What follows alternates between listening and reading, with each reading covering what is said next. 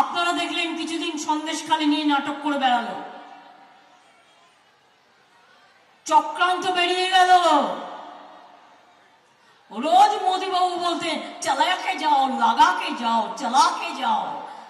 ওরা কি ভাবে আমরা বুঝতেও পারি না, দেখতেও পারি না? আমাদের চোখ নেই, কান নেই, আমাদের সব আছে। क्या লাগাকে জায়গা। মনে রাখবেন, একটা মেয়ের কাছে টাকা বড় কথা নয়।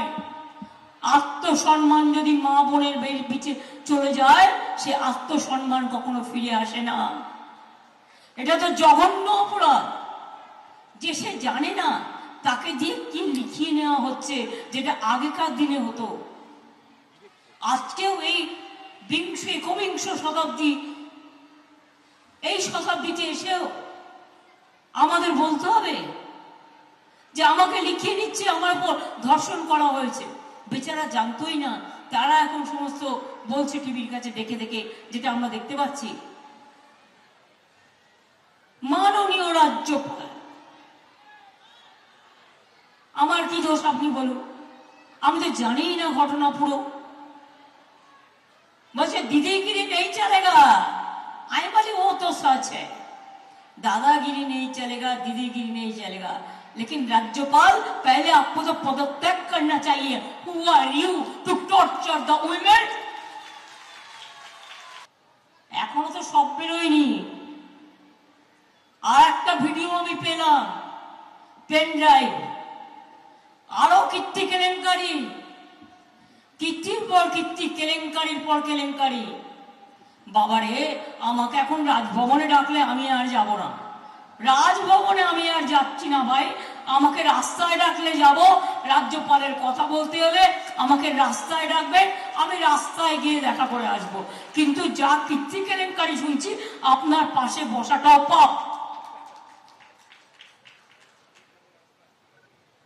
একটা পলিটিক্যাল পার্টি এরকম হয়? কোনদিন শুনেছেন কেউ?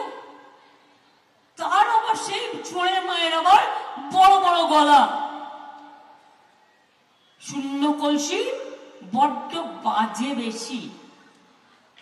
যারা চোর হয় না, চোরের মায়ের বড় বড় গলা হয়।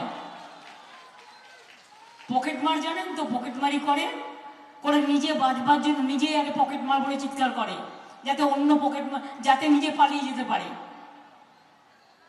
এরা হচ্ছে জনগণের পকেট মার। জনগণের সব টাকা লুট করেছে। 100 দিনের কাজের টাকা দিতে টাকা থাকে না। গরিব লোক আমার বেচারা মাথায় করে করে ইট বয়ে নিয়ে যায় মায়েরা। গরিব লোকেদের টাকা দিল না 3 বছর। 100 দিনের কাজে আমরা কিন্তু প্রথম হয়েছিলাম পর পর 5 বছর। বাংলার বাড়ি প্রকল্পে পর পর 5 বার আমরা প্রথম হয়েছে। এটা ইন্ডিয়া গভর্নমেন্ট সার্টিফিকেট দিয়ে বলেছে। রাস্তাশ্রী গ্রামীণ রাস্তায় আমরা প্রথম হয়েছিলাম 5 বার। তা সত্ত্বেও আমরা 43 লক্ষ পাকা বাড়ি করে দিয়েছি। আর মোদি অ্যাডভার্টাইজমেন্ট কি দিচ্ছে? পাকা ঘর চাইয়ে। এমন বাড়ি দেখাচ্ছে অ্যাডভার্টাইজমেন্টে যেন কয়েক কোটি টাকা দিয়ে বাড়ি তৈরি করেছে। আরে পাকা বাড়িতে পায় কত? 1,20,000 টাকা পায় গরিব লোকেরা। 2টো কিস্তিতে, আগে 3টে কিস্তি ছিল, আমরা এখন 2টো কিস্তি করে দিয়েছি।